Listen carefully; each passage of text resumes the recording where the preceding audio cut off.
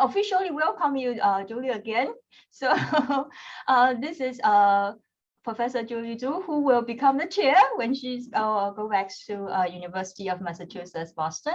But then currently, in the past 1 year, if people do not know, actually Julie was with us in the past 1 year, just that we didn't get a chance to see her very often because of all the, everybody knows the reason, the pandemic.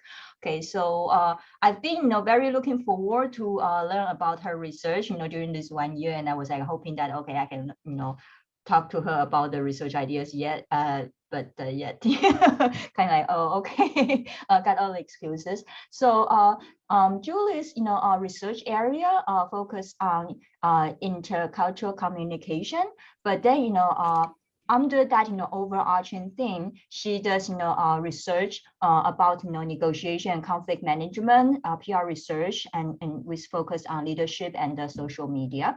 And then her talk today, as you can see on screen, is about, cultural and strategic communication, which I believe is like, one of the core research, interests that she has. So very look forward, okay, to her talk. And then because this is like an informal gathering, but also, Julie, where are you going to leave? But then, oh no, but then we are going to resume, face-to-face teaching. So I believe I will see you more, on campus. But all in all, okay, so before we try to, get her, okay, before the semester ends. So that's, welcome, Julie, Professor Julie Zhu, and then, her talk. Thank you. Thank you very much, Lian. Thank you. And thank you, Eve, too, for organizing this wonderful series of faculty forums. I see this as an opportunity for sharing my research. And if you're interested, I'd like to invite your comments, feedback, and even collaboration. If you're, some of the points that I talk about really struck some interest, common interest. As Lian was saying, that I'm interested in the core of my research agenda is culture. I do study negotiation, conflict management, and lately I become interested in social media, in strategic communication.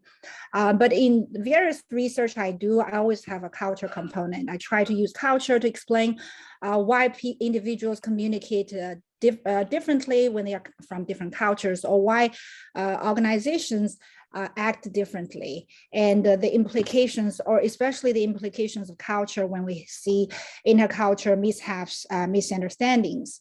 So we talk about culture, in probably 1,000 people will have 1,000 different definitions of a culture. I'm not giving you a talk on what is culture, what is intercultural communication, and all that, but I do want to bring about this very interesting definition of Hofstadts. Hofstadts is a very famous Dutch social psychologist.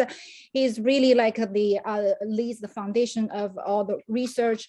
A lot of, I would say the majority of the research I do. He defines culture as the collective programming of the mind, which means culture really conditions us. We do certain things because of the underlying culture values and norms. But a lot of times when we talk about culture, we only focus on some surface level differences, superficial differences, like, oh, when we talk about culture, Hong Kong culture is the food we eat, how we eat the food, right? How we share the meals. And these are actually only occupies a small part of the culture that I study. That is the observable culture, the behavioral differences, the practices. Okay, when we go out to eat in the US, whether it's going out with friends, even with family, like grown-up siblings, for example, you split the bill. But in China, very typically people, one person picks up the bill and pay for all of it, right? We see these behavioral differences, but why? Why do we have these differences? That is what I'm interested in. That is in the non-observable part, in the perceptions, attitudes, and beliefs and values. To study this, the first systematic, extensive research was conducted again by Hofstadts. He and his team studied they surveyed thousands of IBM employees across 50 different countries. Actually, it's over, I think, 100,000 employees. So it's matched the samples in different countries, and they asked them questions such as what I show here. For example, do you feel more comfortable having strong loyalty to the groups which you belong to, or do you choose friends based on common likes and dislikes, interests, or personal attributes? And the team find that all the differences we have in attitudes can be explained by the 4 dimensions, right? If you're familiar with factor analysis, right? You can use factor analysis to find the dimensions or the factors that explains the most of the variance in people's attitudes. And these 4 dimensions are ways of coping with inequality, or we call it power distance, ways of coping with uncertainty, we call it uncertainty avoidance, the relationship of the individual with her or his primary group. We call this dimension individualism, collectivism, and finally, the emotional implications of having been born as a boy or a girl. Later, there are collaborations with other researchers, most notably Michael Bond conducted a 23 country scale, big scale study, and identified additional dimension called long-term versus short-term dimension orientation. And again, I'm not going to talk in details about all these dimensions because that probably warrants a whole semesters of study. I'm only going to briefly talk about the 2 of the most important dimensions, individualism and collectivism, and power distance, and see how I use these dimensions of differences to enlighten my own research. So the individualism, collectivism, this dimension describes the degree to which members of a country prefers to either act as individuals rather than as members of groups. So individualism, collectivism, a very common misconception people have is to equate individualism with selfishness, right? And but that's not true. Individualism just has a really emphasis on independence, on self-reliance, individual rights, but collectivism has a great emphasis on interdependence, conformity, fitting in. So another very common misconception people have is to conceptualize these variable or this dimension as an individual level variable. For example, people see, well, I don't behave this way. I am, China is a very collectivist society, right? But I am not collectivistic, right? And or Chinese, the new generation of like only child generation, they are not very collectivistic. They are very individualistic. It's not an individual level variable. This describes, first of all, this describes the society, right? And another common challenge that I have, this is in the US, is I often have students challenge me and see, for example, make statements such as, don't typecast us as individualists. Americans, we are an immigrant country. We are very diverse. We're all different. For example, my family is from Italy, and we are very collectivistic. We always have big gatherings. My cousins and I are very close. And my response is always, wait a minute, you're saying that, you're all different. I shouldn't stereotype you, and I should treat you like individuals, right? So you're basically supporting the attributes of individualistic society, right? I'm not saying that you're all the same. So this is we talk about, and I think a lot of people are probably familiar with this dimension, individualism, collectivism. But I really think, there is a lot of deep nuances that we are not familiar with. And another trait of this, all characteristics of collectivism, is this reciprocity. We have mutual obligations towards our relationship partners, and we also expect a reciprocity. And this is not necessarily the case in individualist societies. For example, when I see that collectivist societies, people, in the small groups, they really take care of each other. They have mutual obligations, and people say, well, I'm from individualist societies. My parents paid for my, education, college education, and even paid for me to purchase a house. I said, well, you can witness this, or you can see that your neighbors take care of their aged parents, but is there culture norm? Is there obligation for your parents to take care of grown-up children, or for children to take care of grown-up to aging parents, right? So in collectivist societies, now what people do is what the culture norms are, is the strong obligation that you feel you have to do something. But in individualist societies, some people may take care of their aging parents, but there's really not a norm or obligation that you have to do that. So that's what I wanted to say about this dimension. The next dimension is called power distance. This dimension explains the extent to which the less powerful organizational members perceive or accept that power is distributed unequally. In high power distance cultures, such as in China, people accept that power is an integral part of the society, and they respect authority and emphasizes obedience, loyalty, and deference. Whereas in low power distance cultures, such as in US and a lot of Western cultures, for example, Jas is from from the Netherlands, and there's a low power distance, right? People don't think, the power should be there should be a hierarchical structure in society. The social and class inequalities are minimized. I think a lot of people who have experience teaching in Western societies and in Hong Kong, for example, you probably could relate to that experience when you're teaching in Hong Kong. Students are probably equally, if not more, brighter students.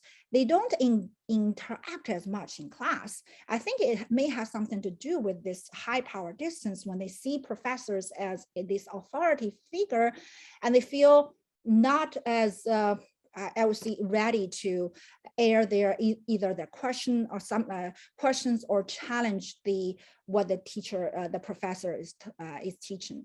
So this is the second dimension. So now let me talk about how these cultural differences could, be used to explain some mishaps first in public diplomacy area. In a paper I co-authored with my a dear friend and colleague, Deepa, we looked at a case involving an Indian Deputy Consul General in New York. Her name is Davyani Kabragadi. She was arrested by the US government on December 12th, 2013 on charges of visa fraud. Specifically, she was accused of lying on the visa application for her Indian housekeeper. She said in her visa application that the housekeeper would be paid either the prevailing or applicable minimum wage, whichever one is higher. But in reality, she only paid less than half of the existing minimum wage. So there's fraud involved. She broke the law. She was arrested, and seems it should be an okay thing, but this really caused a lot of anger from the Indian government. The Indian government actually demanded the US officials to apologize for the treatment of the diplomat, because the diplomat later said that she was not only arrested, she was arrested in front of her kids' school, and she was strip searched and housed with those common criminals in the US prison. So the Indian government demanded the US officials apologize for the treatment of the diplomat and drop all charges against her. But the US agencies, on the other hand, they just refused to apologize or drop charges. And actually they were kind of surprised by the strong reaction from the Indian government. It's like, somebody broke the law, we arrested the person, why are you so upset? So after a series of talk, actually a lot of retaliation of the Indian government, for example, boycotting an American congressional delegation that was visiting India, withdrawing concessions from spouses of American diplomats in India, and limiting privileges accorded to consular staff, American consular staff in India. So the conflict escalated, right? So the Indian government retaliated, the America tried to retaliate too. Finally, it reached a resolution of some sort, right? The diplomat was not arrested. She was indicted, however, but she would not be arrested if she leave the US immediately and never come back. If she ever comes back, she will be arrested again.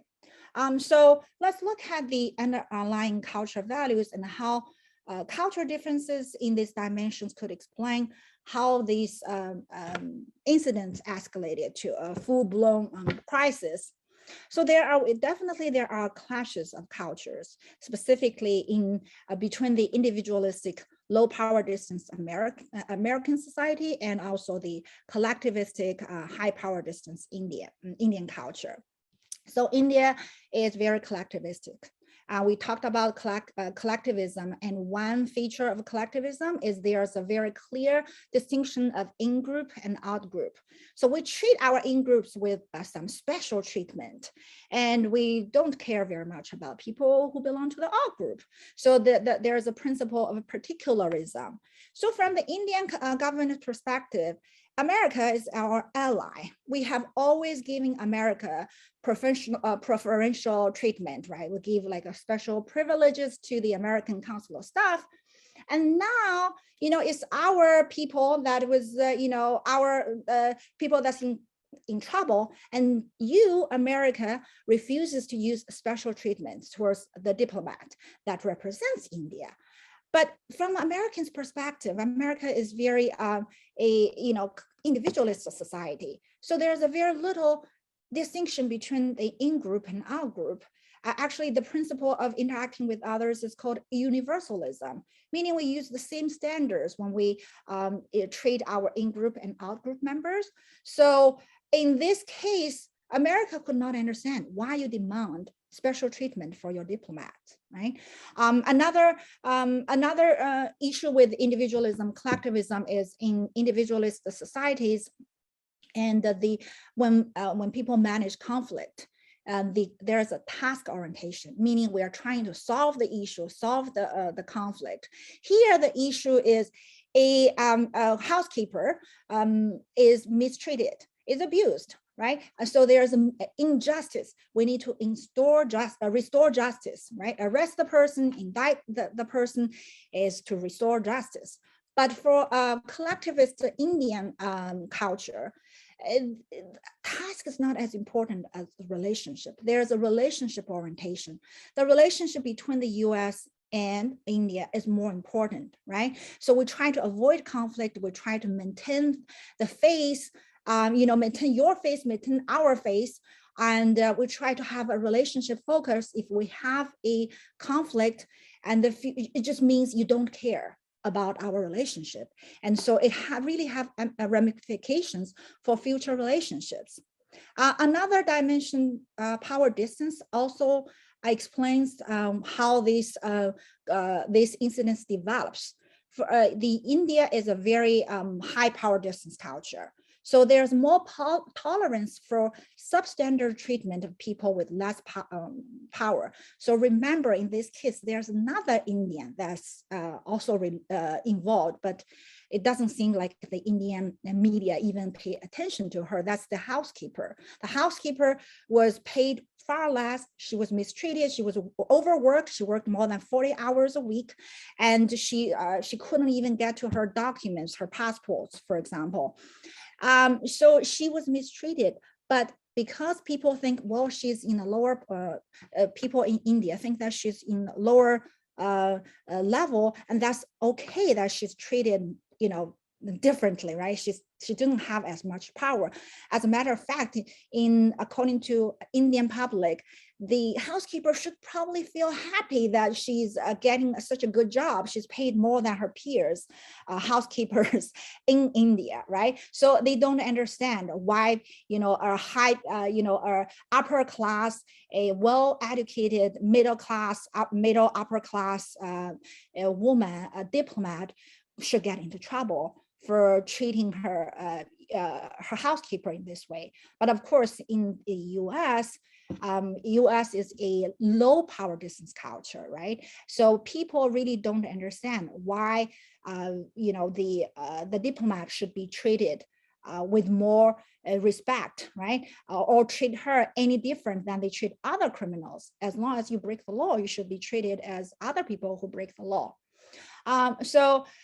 We can see that, in people's different cultural values or their cultural orientations really leads to the escalation of the incident, which could have probably been prevented had both parties had more understanding of these deep-rooted cultural values in their own and in their counterparts' culture. And these are diplomats, and they don't understand these cultural differences.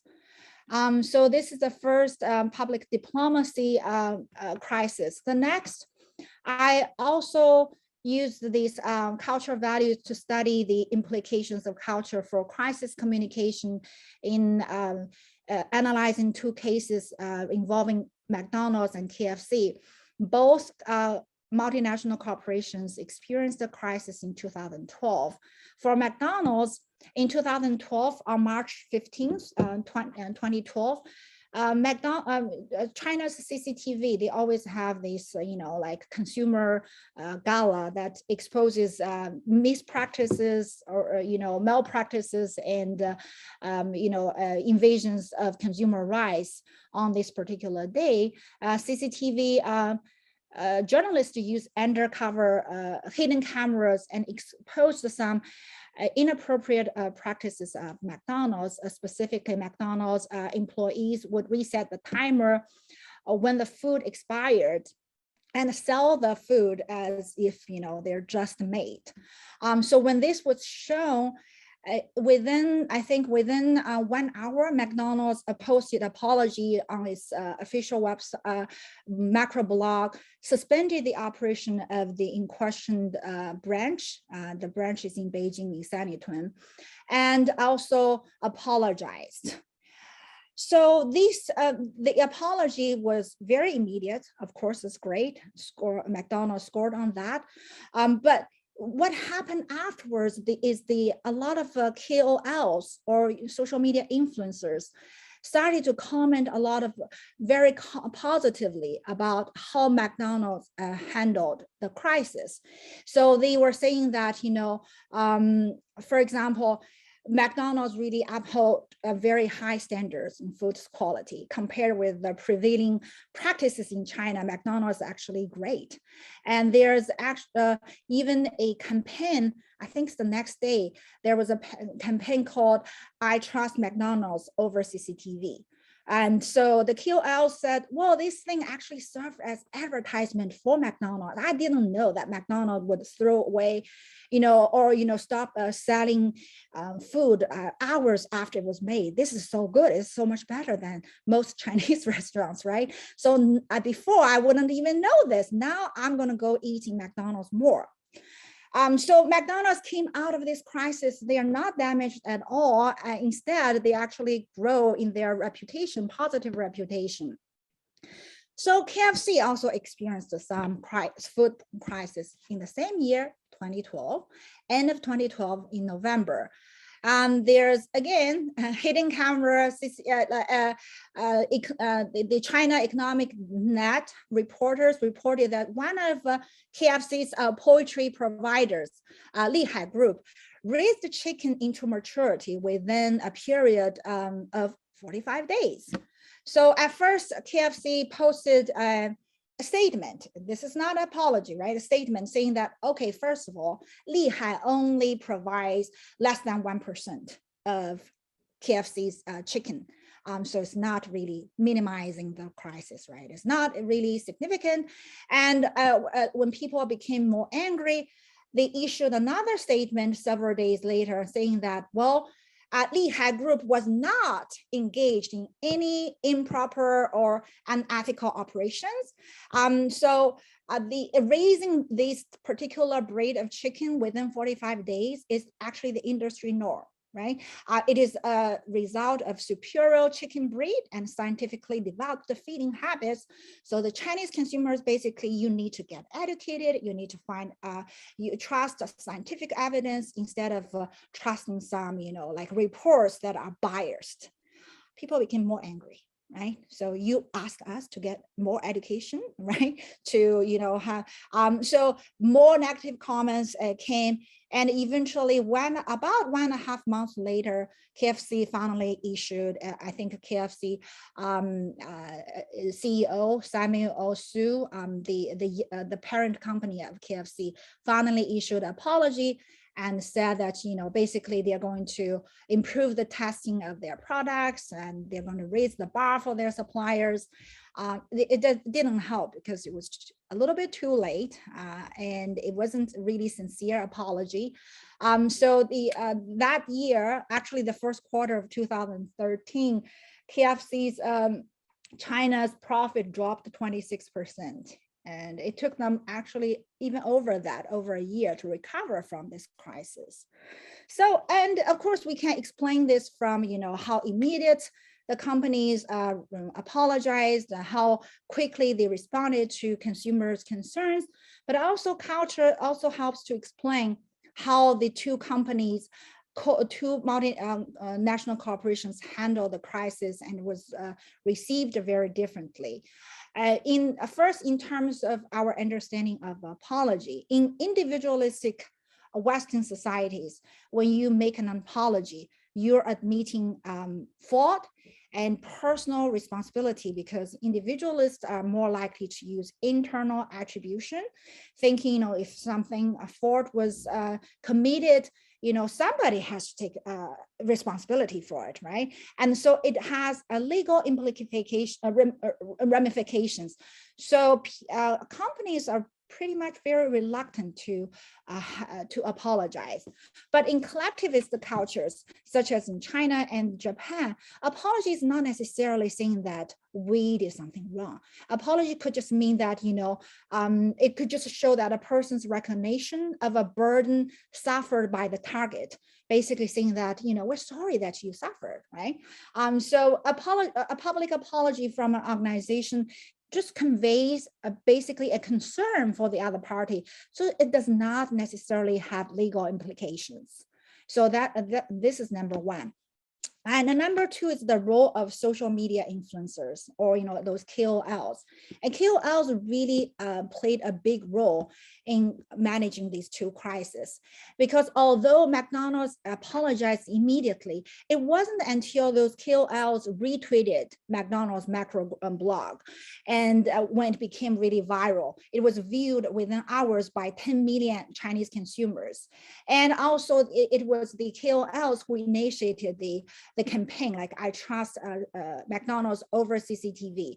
So they really have a strong power of, setting the tone for the for people's attitudes. And in KFC's case, it was also, those KOLs retweeted the blog, for example, saying that, oh, next time I got sick, I will just go to KFC and eat some chicken, get my antibiotics fixed. I don't need to go to, saves me a trip to the hospital. Right? These are retweeted by KOLs, made it become viral. So we, even in the West, we see KOLs is very important, and nobody's denying its role of influence. But in a high power distance and in a collectivistic Chinese society, it is even more influential, because in a high power distance society, opinions expressed by people held in high esteem, such as these influencers, they just have more leverage. They just have more persuasive power. And also because China is a collectivist society, and the trust is not based on how much I like you or your individual attributes, is based on structural relationships between people, right? I'm going to trust things, for example, recommended by my friends. So when in these kind of electronic word of mouth, when you see a post tweeted by your friends, you tend to trust it more. So this way, this social media crisis communication is more it basically has more power because because of these structural relationships. So the implication, I think this has implications for future crisis management in collectivistic and high power distance cultures. Moving on, I also am interested in how culture really explains intercultural communication negotiation dynamics. When I was always interested in how culture affects how people negotiate and also manage conflict. In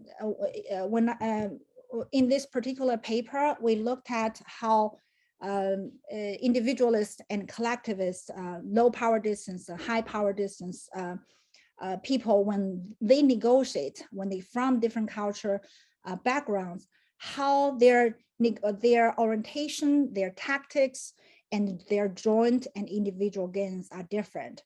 Just a little bit introduction. There are two focus orientations of negotiation, and the first orientation is called distributive orientation, the negotiation. In this type of negotiation, we look at negotiation as a zero-sum game, right? Your gain is at my loss. Your loss is my gain, right? So it has this win-lose mindset. Negotiation is a fixed pie, zero-sum game. But another orientation to negotiation sees negotiation as integrative negotiation. So it's not a zero-sum game. So we can expand the pie. So we can both win. We can both get what we want without, my gain is not at your loss, right? Each party's gain does not necessarily has a corresponding loss from the other party. So it's a win-win orientation, and the pie, like I said, is expanded. So to give you an example, in the I'm going to show you the scenario we use in this intercultural negotiation game is in employment negotiation. So in employment negotiation, we can see that we have a manager, we have an employer, and we have an employee. And there are 4 issues that they are trying to negotiate. And some issues are competitive, right? Or are distributive, which means my gain is your loss. Your gain is my loss.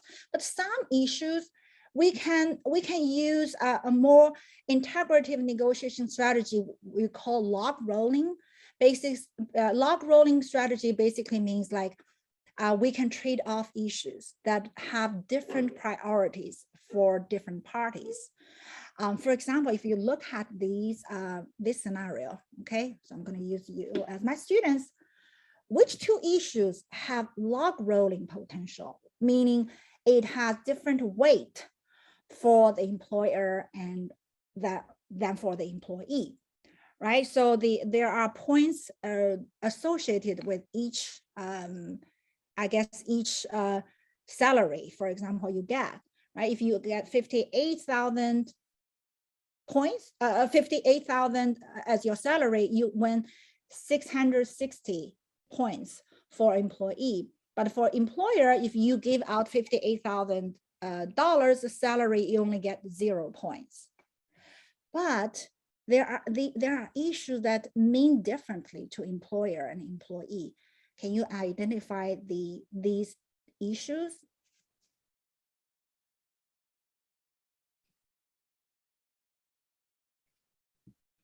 The number of total points. It's not the total points. It's just which two issues that you can log roll. You can trade off basically with your partner. No, I'm just saying that for the yeah, you're right. Your total would be 100 points, while for the employee it would be 660. So that's a difference in evaluation of the salary, right? Exactly. So salary means way more for employee. Yeah. But for employers, even if employer gives out the lowest salary, 50,000, the employer only get 100 points, which is not a lot, right?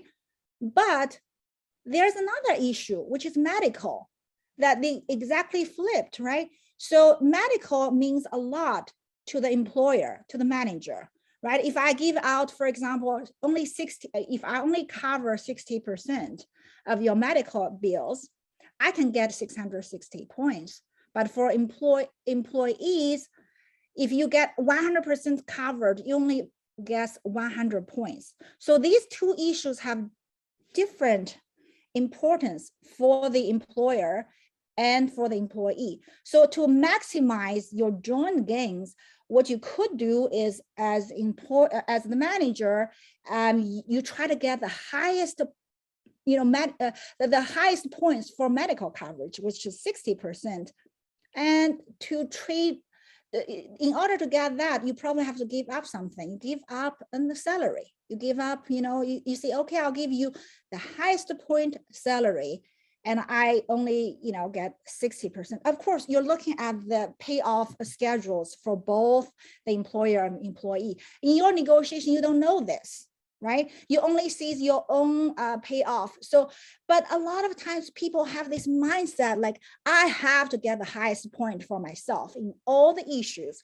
And they started, like really fighting, like, I want the highest. If you're an employee, for example, I want the highest salary, I want the highest medical, and, everything you want the highest, right? And in the end, what is the worst is a lot of times people say, oh, forget it, it's too much, let's just compromise. Let's just go to the middle, right? And they go to the middle and they thought it's the fairest way of, resolving conflict, and they don't maximize the potentials for both parties, right? A good way of getting the, the maximum points is to exchange information. Is try to get to know, for example, what is most important for your partner? What is the most important for you? And then you can trade off those issues if they could log roll, right? But there are issues that we call it, they are just distributive, right? My gain is at your loss. And there are distributive issues. There is actually one distributive issue in this negotiation, which is vacation. So if for vacation, it has the same, basically the points value for both parties. If you get the best for you, you get 2.40 points. And then there's one last issue, is called compatible issues, start date. Start date, actually for both parties, the best start date is March 15th. Again, if you are just like ordinary negotiators, you try to get the best for you, and you just assume that the other party has exactly the opposite, right? You think your gain is at the other party's loss, and sometimes you're like, okay, we'll just compromise. Let's just do February 15th. And you don't even negotiate. And that was not the best, the optimal for either of you. But it's because you don't have this like mentality of win-win, right? There's a lot of culture in this slide. What? There's a lot of culture in this slide when it comes to the negotiations. Oh, sorry, that's a lot of culture. What do you mean? Well, when it comes to these two different strategies, what people prefer. I mean, I also see the points, and I also intrinsically see, or I don't, it's not explicit there, but there's a lot of collective individualistic kind of culture characteristics in this slide when it comes to negotiations and the sort of negotiations that people feel more comfortable about. Sorry. Okay, so I'd like you to elaborate on that. What do you mean that people feel more comfortable about? Can you give an example? Well, if you talk about saving face, for example, then which is also a cultural characteristic of more collectivist cultures, then you probably negotiate differently than when you don't care about that, right? And you're in an individualistic culture, and that's at least what I see also in the division of the points and the, oh, sorry, just. No, I get what you see. Actually, you're right. And the saving face, people from collectivist cultures have saving face and, like a relationship in mind, right? But there are also culture invariant elements. all the employees want to get a higher salary. That doesn't change between different cultures. You always want more salary. You always want more coverage in medical, right? You want more vacation time. It doesn't change. But in people from certain cultures, they are probably more, I would say, aggressive, right? And in some other cultures, they may be less aggressive. Maybe they think, well, you know, I don't have very much power, right? I'm an employee. I don't have very much power. I should be happy with whatever I get, right? So the culture part does play into the outcomes of negotiation.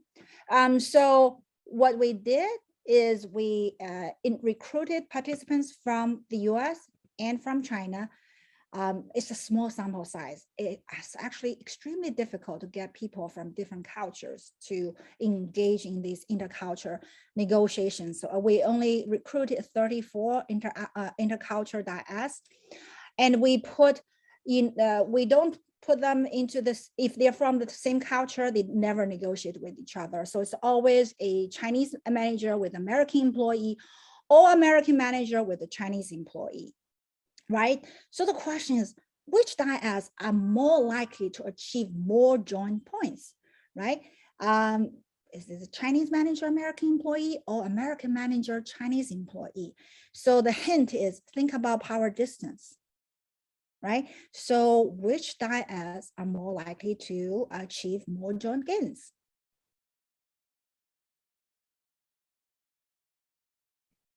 Anybody wants to make a guess? Okay, so I will spill the answer out. So it is the Chinese manager and American employee. And the reason is, I'm sorry, it's American manager and Chinese employee. I'm sorry. That's actually, they are not only they achieve more joint gains, they are also happier. They are more satisfied, right? So when we pair a manager from a low power distance culture, the manager does not really expect a lot of respect or from the employee compared with people from high power distance cultures. And then you pair that with Chinese employees. They don't expect very much from their managers, right? In their culture, they're used to managers making all the decisions, not paying attention, to their needs and concerns. So both for this dyad, their expectations are both exceeded compared with, the dyad of Chinese manager and American employee. They're actually really upset because they expected more from their partners, right? The Chinese manager expected more respect, more compromise from the American employees. The American employees didn't expect so much aggression, I guess, so much lack of concern from their managers because, the power distance expectations. So this is this study, and it sounds very very complicated, but it's really not, except for the you do have to pay attention to the data interdependence, because we have the same dyads, and also we are analyzing it, both the partner and for the negotiator. So you do have to take into consideration of the data interdependence. Finally, I wanted to talk about a okay, I think I've already talked about this. Finally, I wanted to talk about a work in progress, a paper that I did on influencer marketing, investigating the concept of authenticity. So I just became interested in authenticity when I was watching the video clips by Lin Zhu. For people who don't know this person, she's a Chinese influencer. I don't think she's active anymore, but she made a lot of videos showing her life of, a farm life. People really like her video, and because they think, well, this is a very, I want that kind of life, right? But what would happen if you know that life is all staged or edited or fake, right? You would lose interest. You'll be like, oh, that's not, that's all fake. So people don't like fake information when they watch, for example, YouTube videos. They want authentic, right? So I became interested in the concept of authenticity. Basically means, people are true to the influencers, or the content creators are true to themselves when they generate information. But there's a paradox between staying authentic and also the influencers who are trying to monetize their content. They have to be professional. They have to, have advertisement, brand endorsement. So how do they still stay authentic? How do they still persuade people that, I'm authentic, I'm only endorsing these products because I truly like it, I truly think it is great? So influencers use a lot of strategies, such as, what has been discussed in previous research, like using direct address, use colloquialism, conversational talk, self-disclosure, and talk directly to the camera. So I wanted to study first, is it true? Do financial YouTubers use authenticity strategies? Second, are there cultural differences in their authenticity strategies? So in this work in progress, preliminary research, I did content analysis on 20 top-ranked American YouTubers and also 20 top-ranked Chinese YouTubers. And the top of a total of 35 videos are analyzed, because some YouTubers, these top YouTubers, they're no longer active. So I only had, I think, 18 from American YouTubers and 17 from Chinese YouTubers. I'm sorry, it's the code sheet is a little small, but I basically put all the strategies I talked about, identified by previous research and also by myself through coding a small sample that's not included in these 35 videos, which is, their clothing, whether it's formal or casual, and also whether they display emotions, for example, of enthusiasm, especially, or, disappointment. So the results, we can see that both American and Chinese YouTubers indeed use direct address, but when the tactic of talking directly to the camera, there is significant difference, because a lot of Chinese YouTubers don't have even a physical presence in front of their video. Instead, they use, for example, PowerPoint, right? They don't show their face. They use animation. Another one is in self-disclosure. Among YouTubers who did use self-disclosure, American YouTubers focus on using personal stories and also all their relationship stories, their relationship with their parents, with their relationship partners. Chinese YouTubers, pretty much only talked about their portfolio performance, right? How much, how's my stock doing? And finally, in display of emotions, we also see a significant difference in American YouTubers displaying more emotions and Chinese YouTubers displaying little emotions.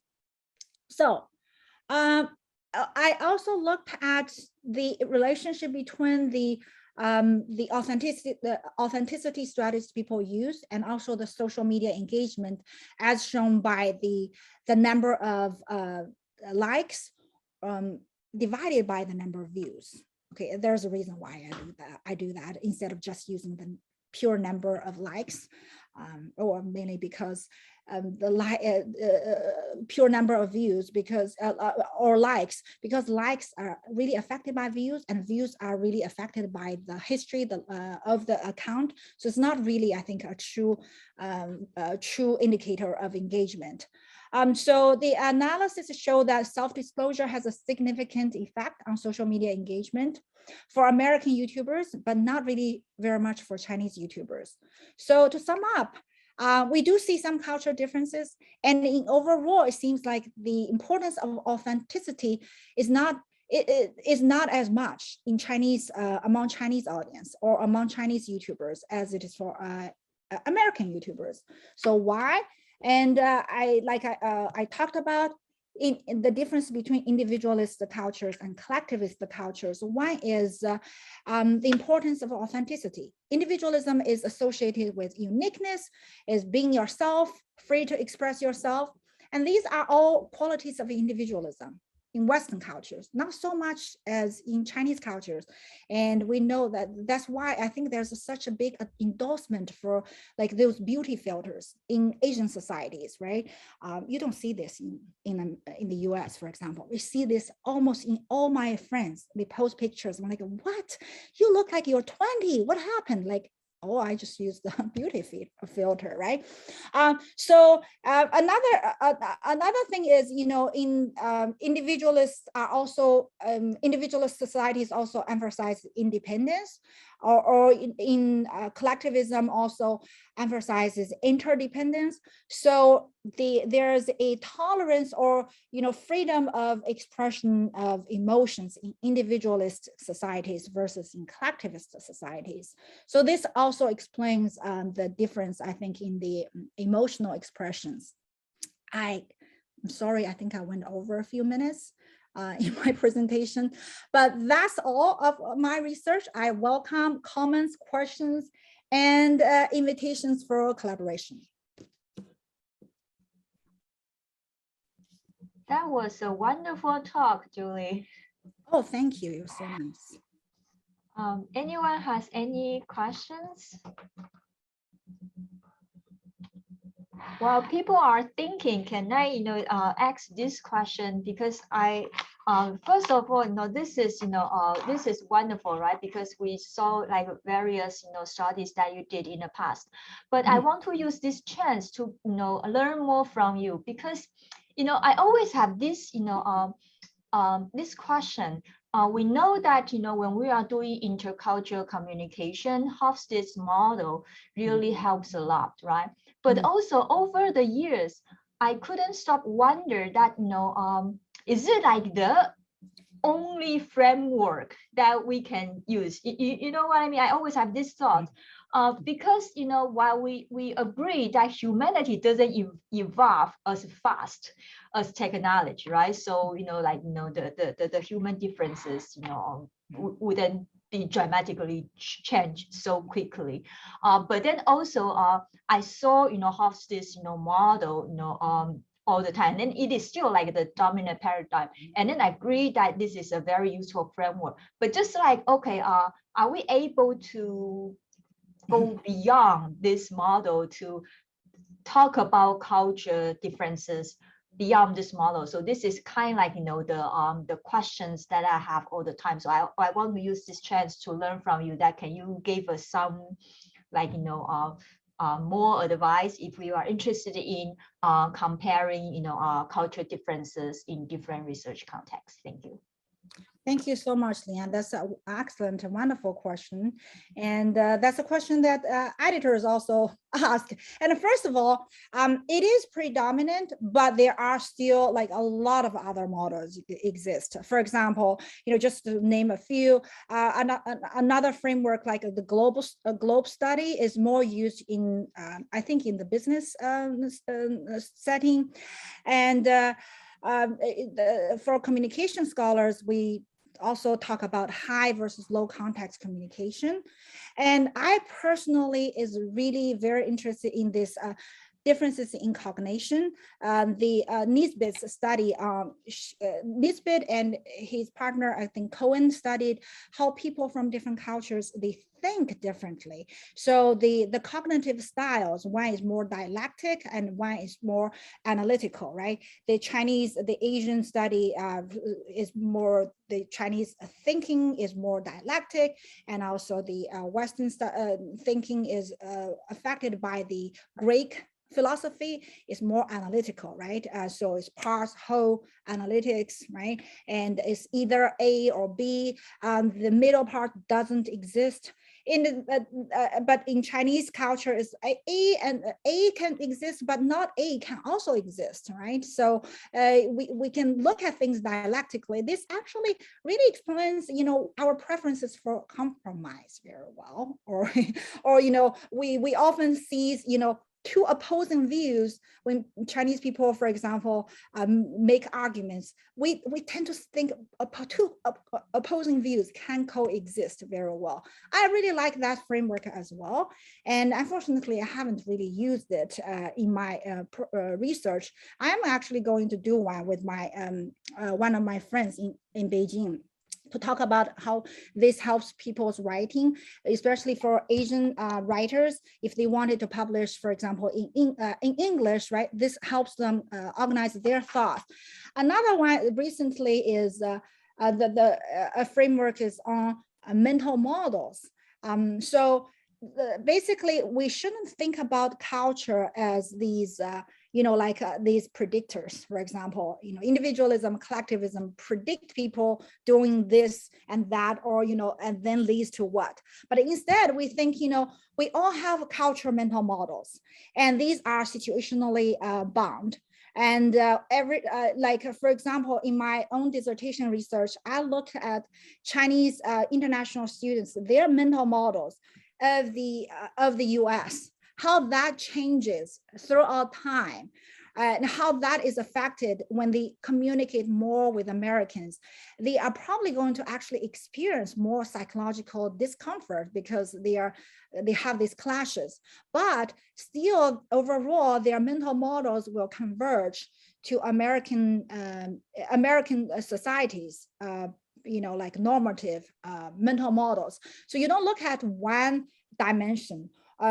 These mental models are multidimensional. You have to look at, for example, my understanding of individualism, collectivism, power distance, how to relate to friends, how to relate to, argument, conflict management. So I can, at the same time, look at this dynamic mental framework, like from all different dimensions. And this is related to the network analysis. It uses the same approach, network analysis, to look at these multidimensional mental frameworks. I think that's also a rising model that people use. So you're right, it's predominant, but I think there are a lot of also new frameworks people can utilize if you're interested.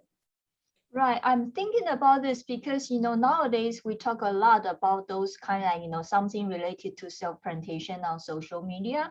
So then suddenly we realize that the cultural differences doesn't only exist at the cognitive, at the mental thinking, or the traditional focus on communication styles, but also just like your last study, right? Like the authenticity strategies. We also saw this kind like presentational differences here. So that is why I want to ask that questions to you. And then thanks for your fabulous feedback. I can now find more readings, right?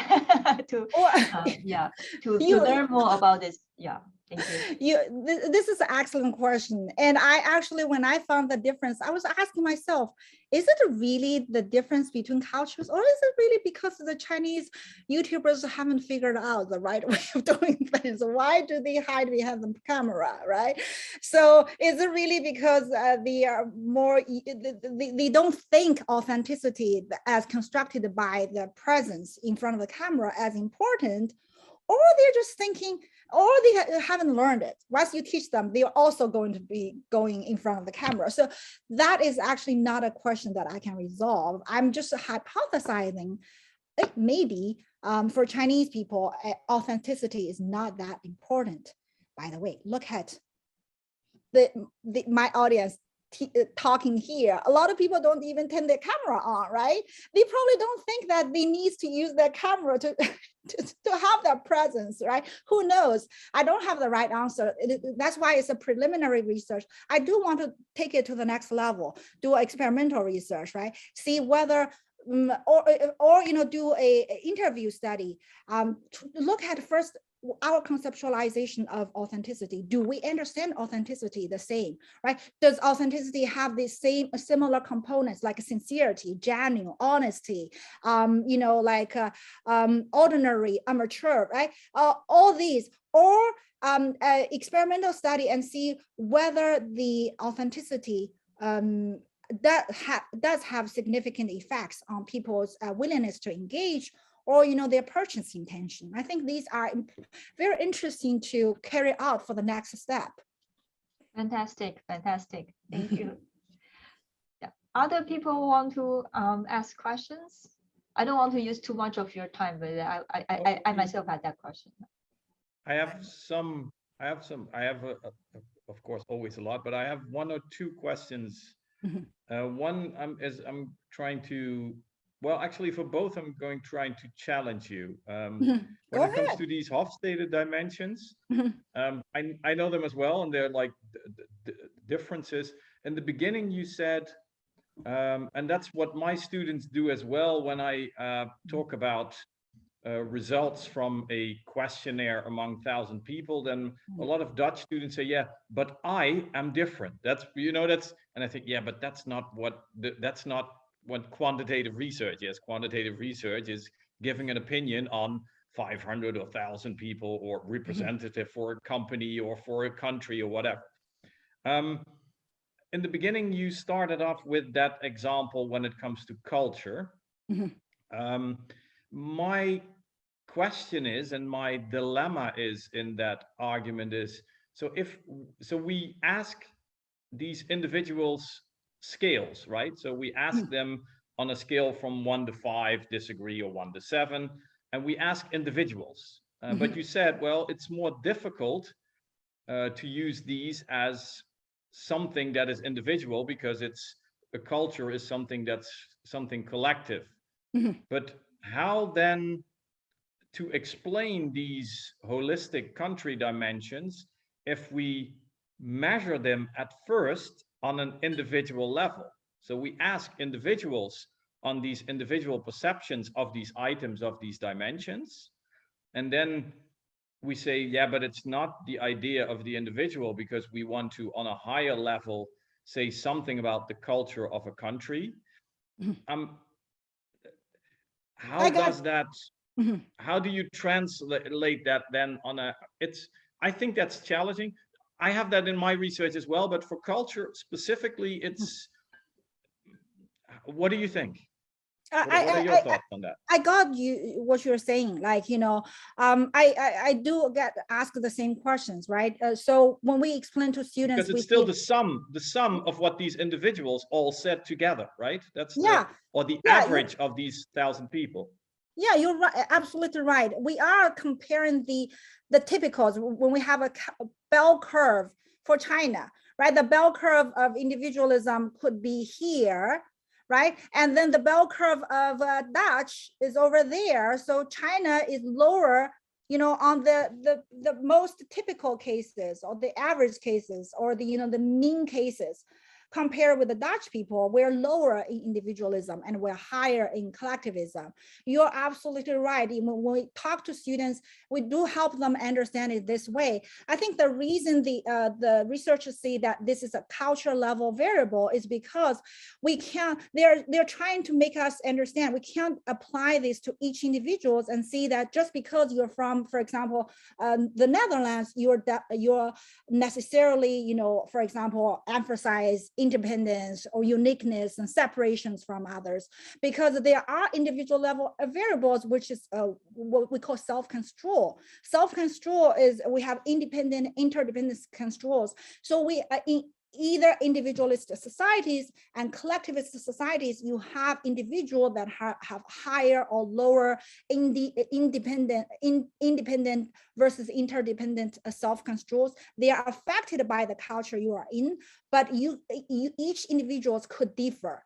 But if you talk about Chinese culture doesn't differ just because you, for example, are on the 25% percentile, or you're the outlier, right?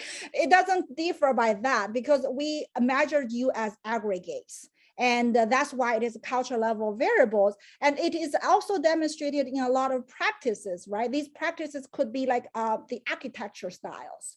That's not individual practices, right? So in China, we built those courtyards to have several generations of families living together. And that is like a cultural practice. And that's not on the individual level, but a lot of people do like that kind of architecture style that is reflecting of the collectivistic culture orientation. Thanks. One question which is closely related is the so I as I said, there's nowadays there's even 6 of these dimensions. They also use indulgence, right? Yeah, so indulgence. They also included indulgence. Yeah. But what I was wondering, so if you look at cultural differences between, let's say, Hong Kong and China and the US and the Netherlands, for example, if you just put that in the calculator, then you see some on some of these dimensions, you see clear differences between, on the one hand, China, Hong Kong, and the other hand, Netherlands and United Kingdom, for example. But on other dimensions, you even see then differences between Hong Kong and China, or differences, very big differences between the Netherlands and United Kingdom. And I was wondering, because I'm also not all the time, but sometimes trying to include some dimensions of organizational culture. And I was wondering if you have thoughts on, so for example, power distance seems to be an easier interpretation than individualistic collectivistic. So I mean, that's my perception. So some dimensional differences perhaps are easier to investigate than others, or easier to think, okay, this could have some kind of influence on this specific attitude or this specific behavior.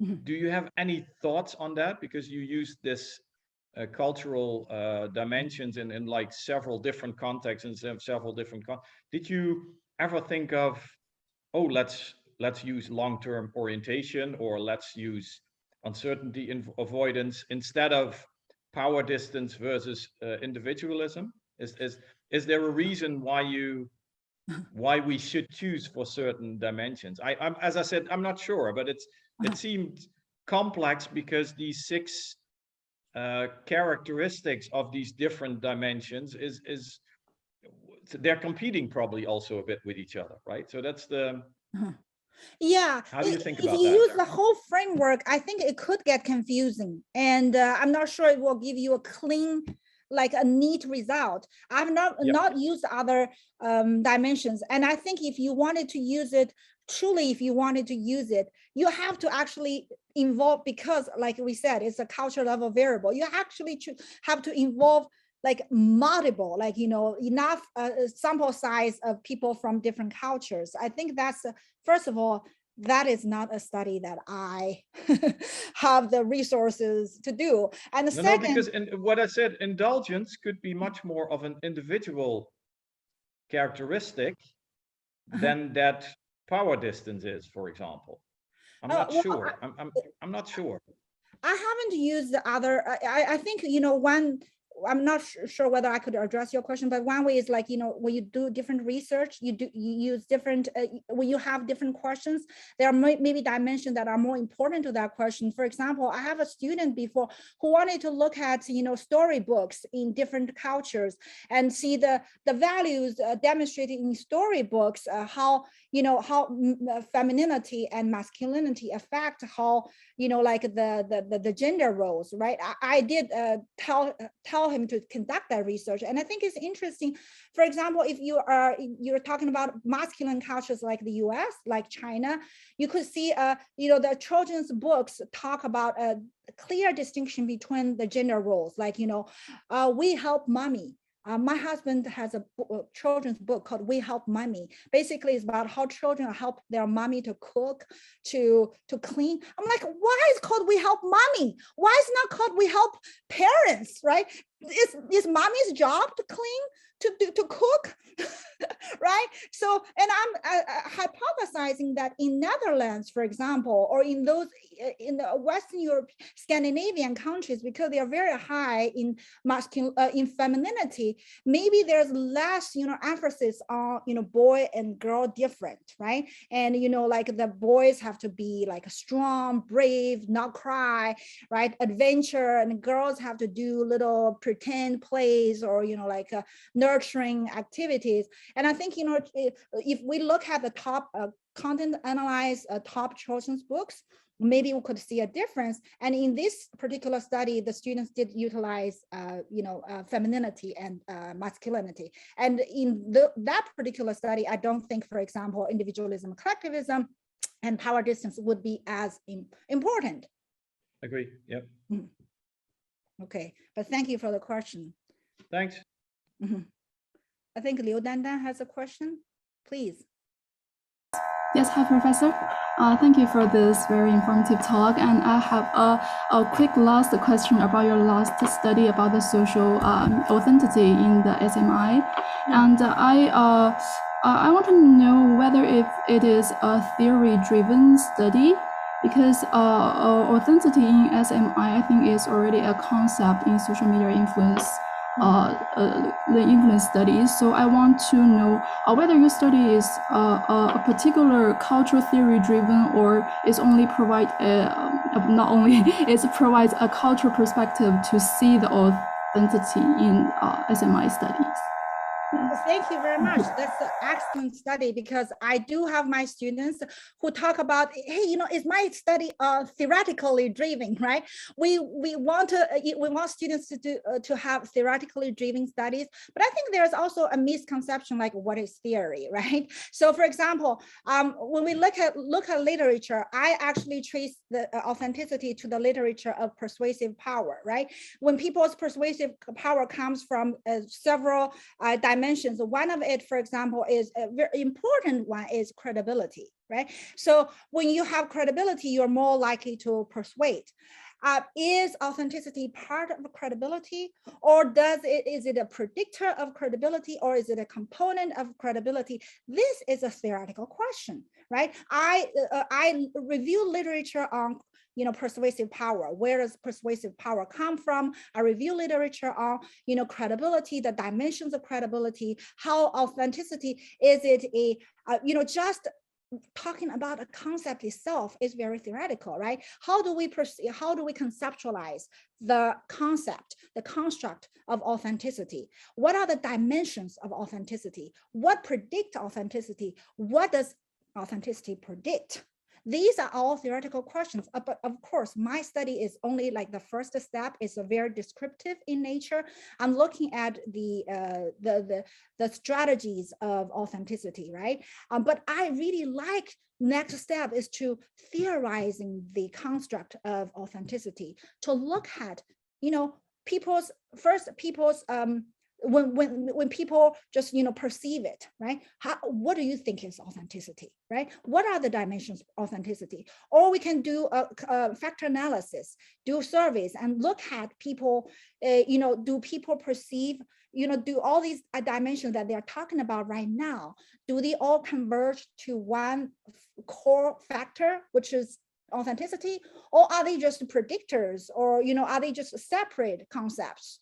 Separate from authenticity? What is the relationship between authenticity and credibility, right? So is authenticity part of credibility, a component of credibility, or is it a separate construct?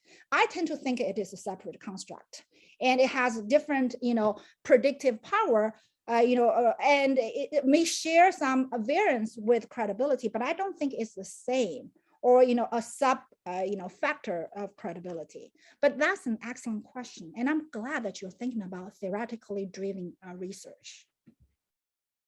Yes, thank you, Professor. No problem.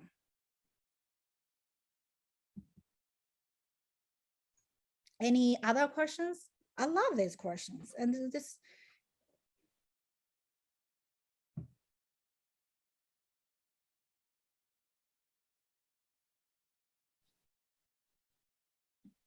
And it's not. Well, perhaps one more on a comment, not a. I have a colleague, a former colleague at Tilburg University, who's actually working on international negotiations thingies, where he, for one of his big courses on negotiation, has Dutch students communicate with German students online to do negotiation games. And perhaps I could get you in touch with him just to see if you have some mutual interests. Oh yeah, definitely. I love negotiation, and not just for academic reasons. Negotiation is so practical, and I use it a lot. And I think people, in a lot of times, I think we do research, we think, does my research have any practical implications? Could we use our research? I actually was just reading a book on negotiation the other day, and I immediately used it when I was talking to a friend. And so you can see that, the research we do, like, academic things, does actually help with our negotiation. I think my understanding about like win-win, like integrative negotiation, really has changed me fundamentally in a lot of ways, because now when I negotiate with people, I think before I do the negotiation, I think, what can I do for the other person? What does the other person want? If I can satisfy the other person, I probably can, achieve a better gain for myself. That would be the most optimal scenarios, especially very critical, very important cases. I really encourage you to all have this mentality. I think the results could be really very like life-changing.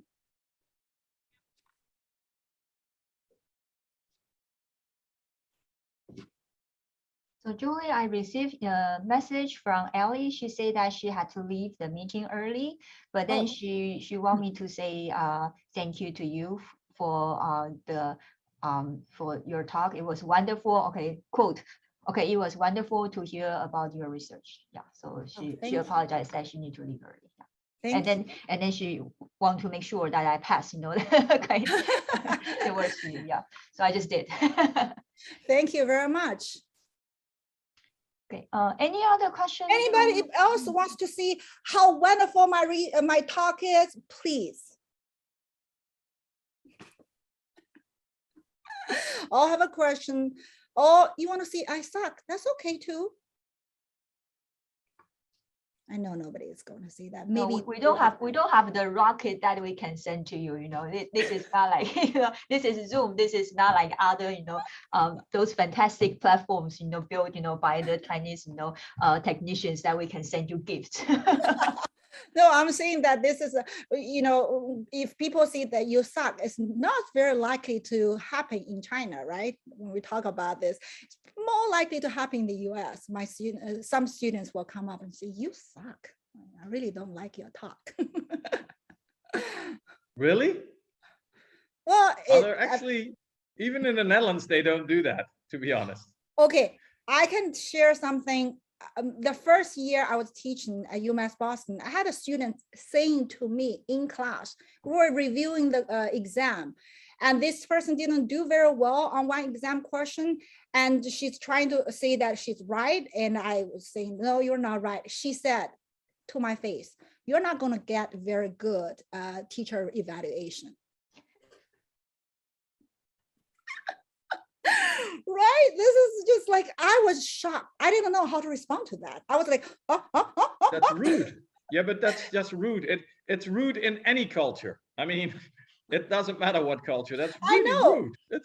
But that's very, and do is like, another thing is it's more confrontational. You're right, that is rude, right? But when you're in a culture that is you're more conditioned to confront, it could happen.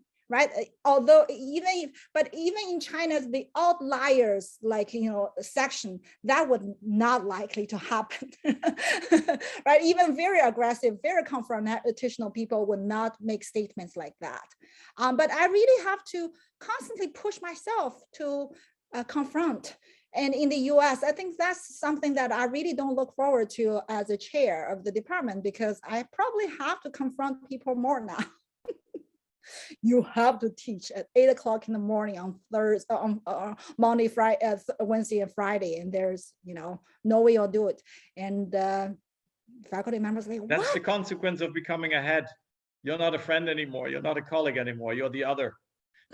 I know. And I will have more to share in my research, right? About negotiation, confrontation, conflict management. Right, because you can argue that those are like incidents, but then you can also argue that those are like, cultural differences, right?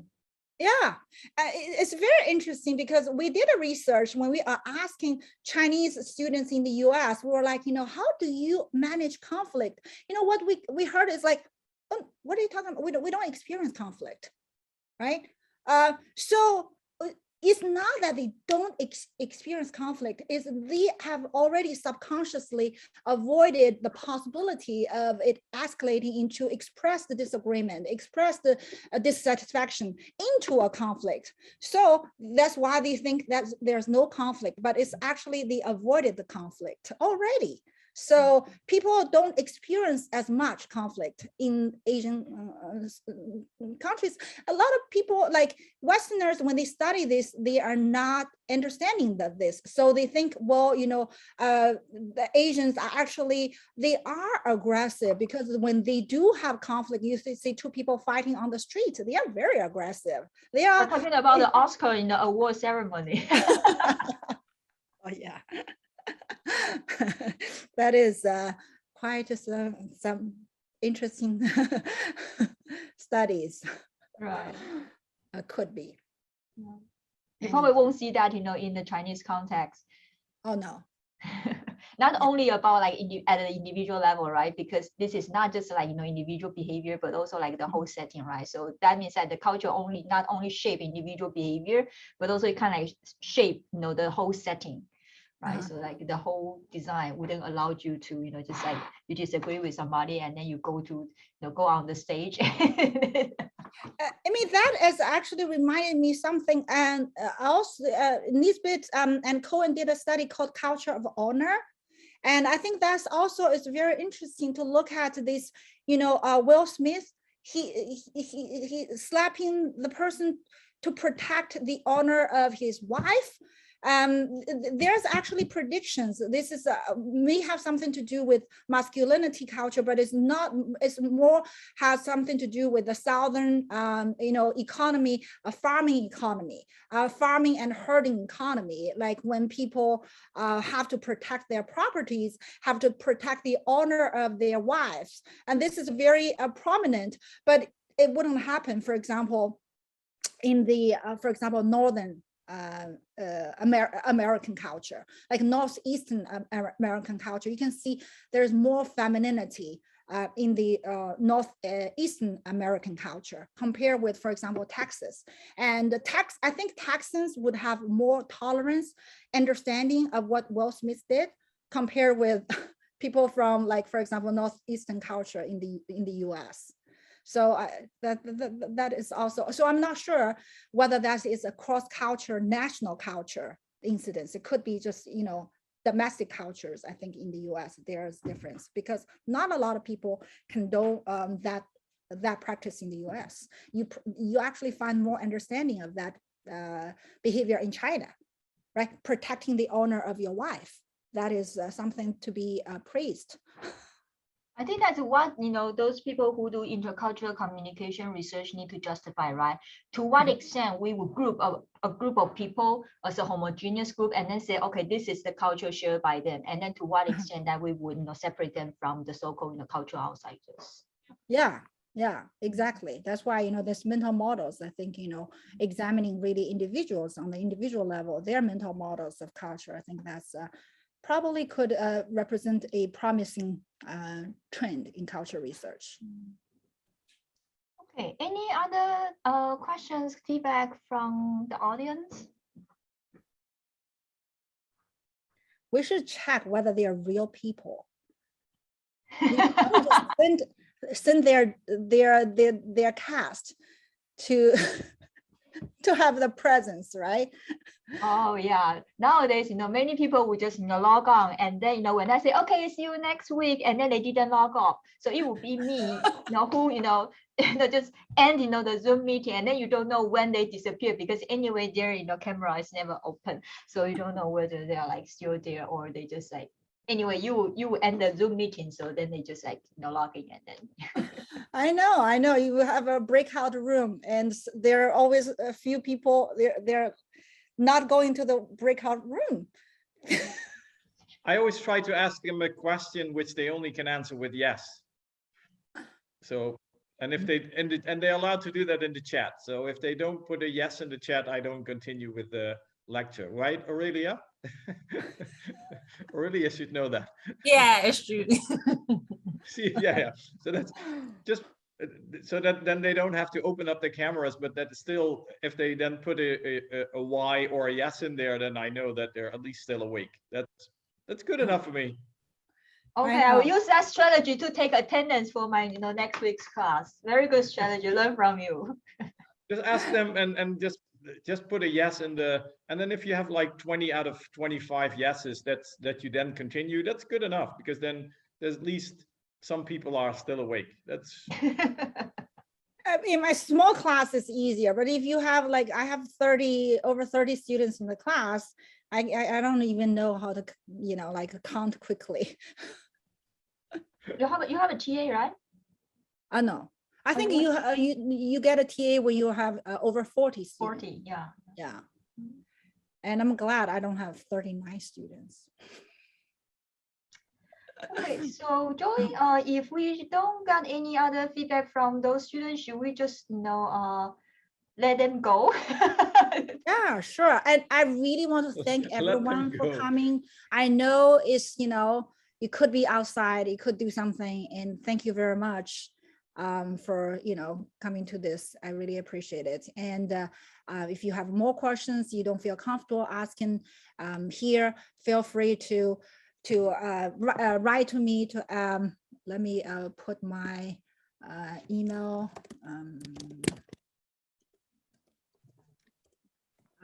Or like just send me message, and yeah, people should have this basic stalking technique, how to stalk people online. Stalking, I would be celebrities, right? I have no concerns about people stalking. I mean, getting your email. They should have this like basic skill in the internet, era. Not even internet, digital media era. So they should be able to get the email from you. But then that's wonderful. Okay. Thank you. Yeah. And then thanks for those people who attend the talk, didn't treat this like an April Fool's Day's joke. Well, yeah. Okay. Yeah. So I think that would be the end of today's faculty forum. All right. Thank you very much.